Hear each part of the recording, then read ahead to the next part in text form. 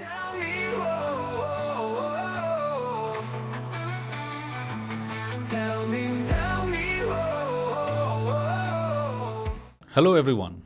I'm Shim Matthew, and I welcome you to another episode of the podcast series Tell Me More. Today, we have a very special guest, Mr. Erik of Hellstrom, the Consul General of Finland in Mumbai. Welcome, Mr. Erik. Thank you, Mr. Shim. It's a pleasure for me to be here, and I look forward to the discussion. Finland has been ranked the happiest country in the world, based on the UN World Happiness Report.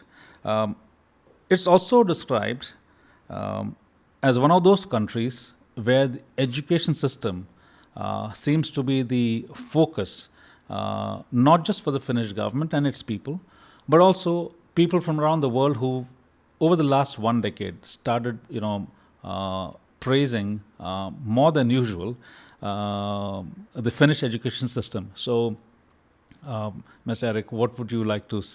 How is it that people are talking so much, or what is it that they're talking so much about the education system in Finland? Yes, it is true that Finnish education system has gained worldwide recognition and has been quite famous. The main thing about Finnish education is that we have had very good results with regard to basic education when the child is 5 to 6 years until 10 years old. And there are different reasons behind it. One reason is inclusivity. All children are included in the education system and all have equal access to it. It does not depend on how much money the parents have and how much they are ready to pay for it. A second point is the teachers' education and autonomy. Teacher profession is a very highly valued profession in Finland, and they normally have an academic degree. And they are very well respected also by the students and the parents. And the third is maybe the student well-being. Education is not only about academic subjects, it's also about nutritious school meals and healthcare, sports and creativity. One really important thing is not to overload the small child with academic subjects. Right. The 6-year-old doesn't need to be an expert in mathematics and physics and master foreign languages. It's much more important to learn to act in a group, to swim and to climb, to sing and to dance. And when we focus on these kinds of things, the school becomes a very nice place to go to, where you like to be. And having this in mind, we have also had very good learning results later on, and the child stays motivated also when the child becomes a difficult teenager. Not just the children, even for a teacher in Finland, every teacher is expected to hold a master's degree. Even if before they step into school, they go through a process of teaching and learning for 5 to 6 years before they are inducted into the school. And it's not easy to be a teacher, to be qualified, to be picked up, to be selected. Is that also true, or is it kind of hyped up? Let me hear it from you. No, it's kind of true. To be a teacher is a highly valued profession, and it's one of the reasons behind Finland's success in these education categories and education indexes. All right. Education also, as I understand, in Finland is publicly funded. And what I also understand when I read about the Finnish model of education system of education is it is more equity based, and not a competitive rat race to be on top of something, of a subject in the classrooms. Is that also fair understanding? Yes and no. We try to have the education inclusive, that all children are taken on board, even those who have difficulties to learn and are less advantaged. But then there's also competition about for coming into the most difficult faculties in the universities, and children get notes at the end of the year. So we both try to be inclusive, have everyone on board, but at the same time we want to keep remain a healthy competition. Okay. That's interesting, because education sometimes becomes so highly competitive that you lose the joy of learning. And yes. In that state of competition, you wish to sometimes push the other person down and then climb up, because you think success is being right there on top. But doesn't necessarily need to be the reality, isn't it? Well, when the child is 8 to 9 years old, it's not important to compete necessarily. It's more important at school that the child learns to read and write and to count. And among all, to be a good person in the group, to treat other with respect and be also ambitious and humble. There's also a lot of talk about the model, the Finnish model, where it says less homework leads to more happiness. So how does Finland, for example, ensure that the students do well in academics? They're excellent. The teachers have the necessary inputs for them to do well in academics, which is of course important. At the same time, the students don't feel overwhelmed with the situation where is there some kind of a pressure on them to perform well, or it's great what you're doing. Happiness is of prime importance. How do you balance the both? How do they balance the both? Well, it's important to use the time in classroom efficiently, not to just repeat what the teacher said, to learn the students to be critically thinking individuals, and also to allow them to have free time, to have hobbies, sports or art or literature, because in that way the students stay motivated. Because if they are kept at school too long and there's nothing meaningless to do there, they are not motivated. So it's good to have a balance, and of course to eat well and sleep enough are also important components. Okay. So Mr. Erik, there's been a lot of discussions and interactions about the Finnish model, where a lot of school principals, educators from India have traveled to Finland over the past 1 decade. I haven't had the privilege to travel because I didn't choose to travel at that point of time. But schools like the Vibgyo group, students travel from these schools to other countries in Europe and America, stay with those families there, have an immersive experience. How does the immersion program, where you go study, stay with them, understand higher education, how does it help? It helps very much, of course, both the individual and the bigger society. And it's important not to only study the education system, but to study the country as a whole, the culture and the people, to really have a broad view when you do such an immersion program. And of course, those students, young people, are lucky who can take part in such a program, and I hope that there will be much more of it. Okay, great. So some more questions in terms of the Vision 2030, Yes. Especially that Finland has. What does Finland aspire to maybe become and reach that goal over the next 4 years? And what are the values that anchor this specific vision of Finland in 2030? Yes, 2030 is only 4 years away, and of course this vision 2030 for Finland, it's a political ambition, a goal, and it has various components in it. It's about energy and sustainability, it's about education and skills, health and welfare, even art and culture. So these are all things that we want to promote and come to a higher level when it comes to 2030. And our Vision 2030 is also based on the Sustainable Development Goals, which is a voluntary commitment by the United Nations, which has 17 different goals. And as you mentioned earlier, Finland aims to be carbon-free by 2035, and that's a very tough ambition, and we really hope that it will be so. But of course, it requires both, incentives from the government to have energy-friendly cars and more public transport, more electric vehicles, and so on. So let's go. But I'm very proud of my nation, of course, that we have so ambitious goals. But still, it's not only a national issue, the Vision 2030 and the SDGs, international commitment. So you should not look only on Finland in this case. You should look at the whole world. Yeah. How do you think the education system in Finland absorbs all of this, because it has to start young? It cannot be that as adults we suddenly woke up one day, and that never happens. Yeah. But I guess one aspect of the Finnish education system is also to make children aware of their rights and the freedom to choose, as you had mentioned some time back when we were having a conversation. All of that adds up to the kind of nation that Finland is, and choosing 2035. Yes, this Vision 2030 and carbon free by 2035 or maybe later on, it's of course not only anything for the government. Right. Like all big ambitions in the world, like also to be climate friendly and to have a cleaner city, it's not only for the governmental level, it's also for the group level, the family level, to talk about these things and to have a environment-friendly lifestyle, for instance, and it's also for the individual level. And you mentioned the school, the education institutions in Finland. They are very autonomous, so they can choose to be climate-friendly and sustainable if they need so. And of course, they want to choose good paths for themselves and in cooperation with the children and maybe the parents also to have some climate days, for instance. So they are not directed as such by the government, but they are very autonomous in their decision making.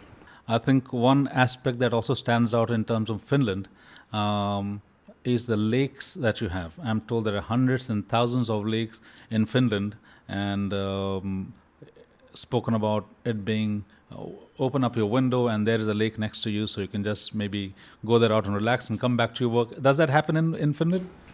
Well, we have more than 100,000 lakes, and Finland is often called the land of 1,000 lakes, and 10% of the area, the surface is covered by water, rivers or lakes. But we are even more accustomed to forest, because 70% of the country is covered by forest. Wow. So we have trees everywhere and lakes everywhere. So and you have to remember that the population of Finland is quite small compared to the size of Finland. So we have a lot of empty spaces and a lot of silence. And this is something the Indians always ask themselves when they come to Finland: where are all the people and why is it so silent all the time? And where are all the cars? Why is no one honking?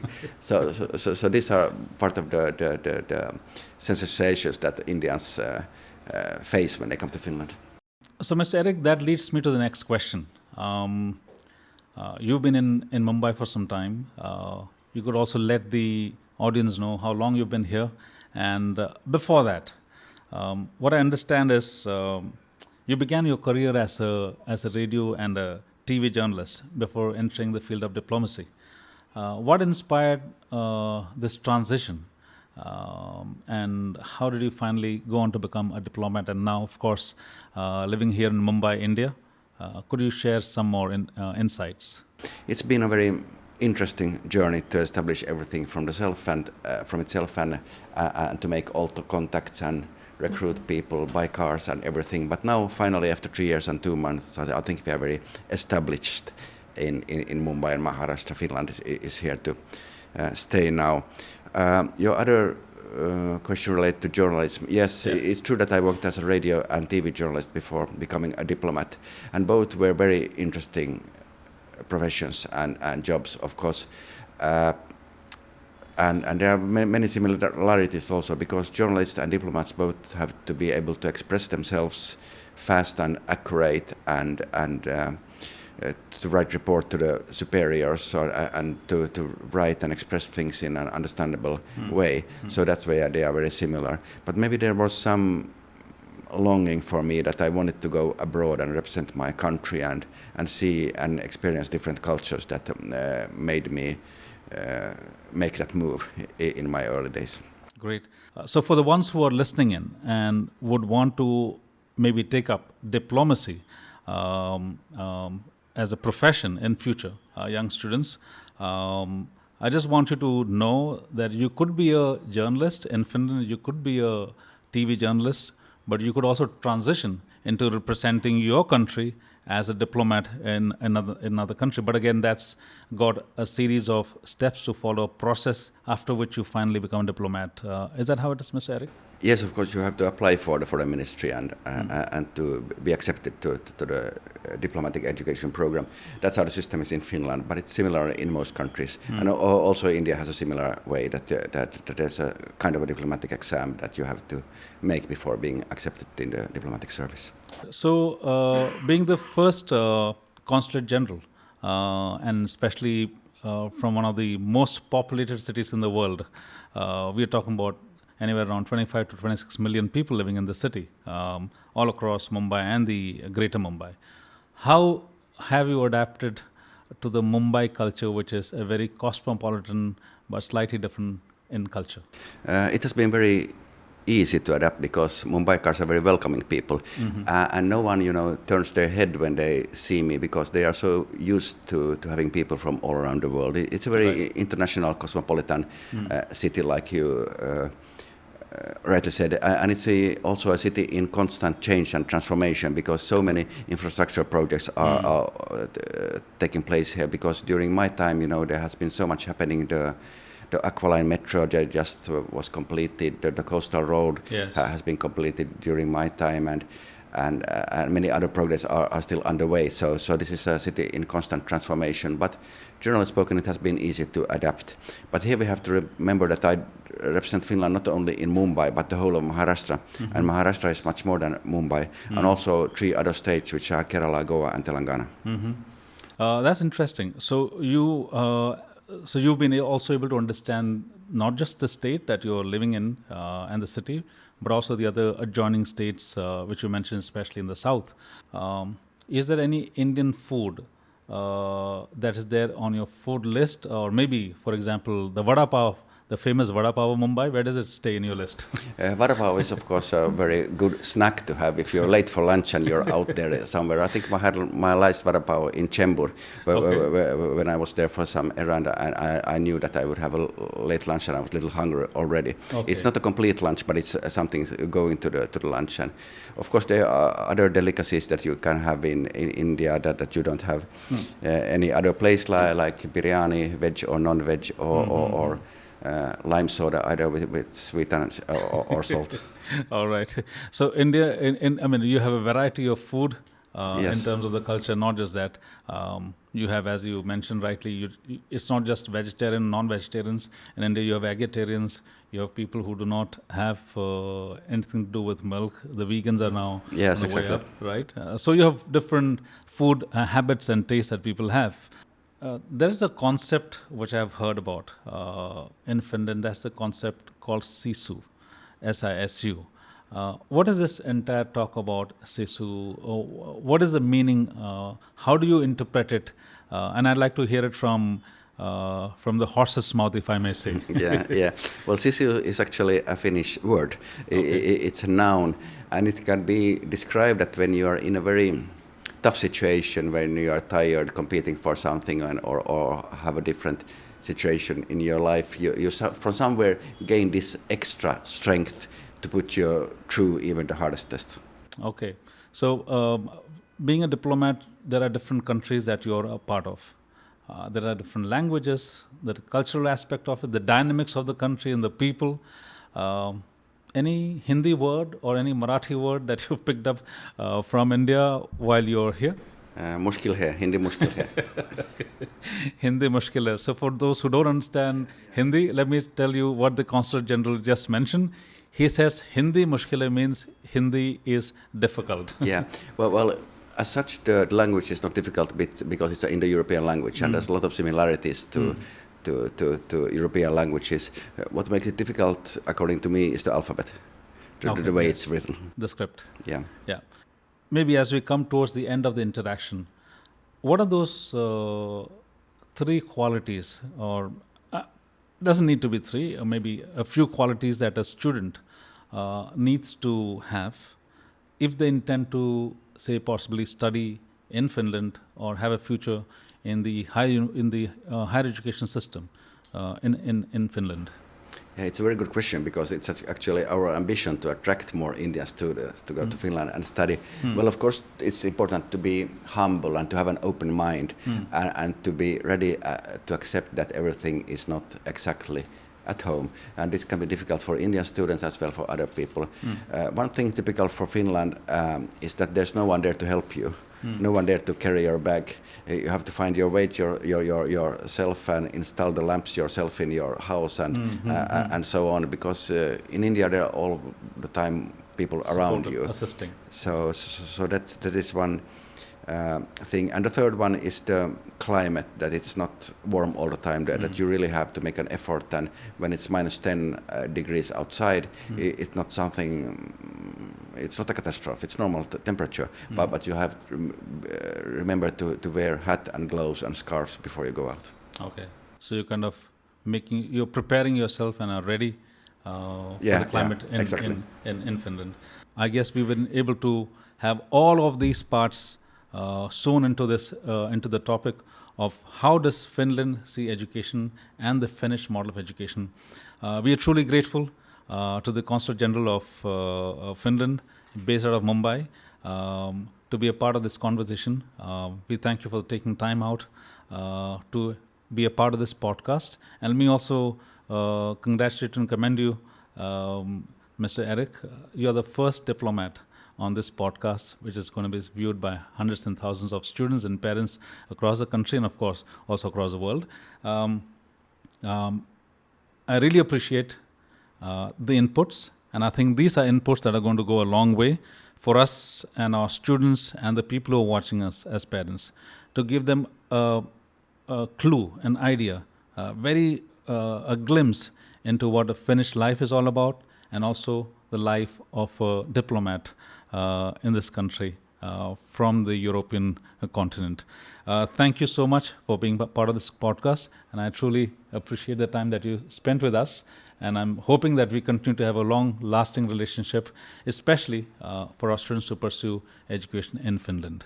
Thank you, Mr. Shimman. I know we had a good discussion, but there were still many things that were not discussed. So if you are still curious about Finland, you can still always contact the Consulate General here in Mumbai, and we will be happy to provide any additional information. And as has been mentioned, one thing that has not been mentioned in our discussion are the Northern Lights, which is something yes. that Indians are very curious about when they go to Finland. It's actually the most important thing for many Indian tourists to Finland. But also if you go to Finland as a student for a longer or shorter times, Northern Lights is something that you can experience with good luck. Thank you. Great. Thank you so much. And for everybody watching us, I continue to request you to subscribe to our channel and the podcast Tell Me More. Good luck and best wishes. Thank you. Tell me, whoa, whoa, whoa. Tell me,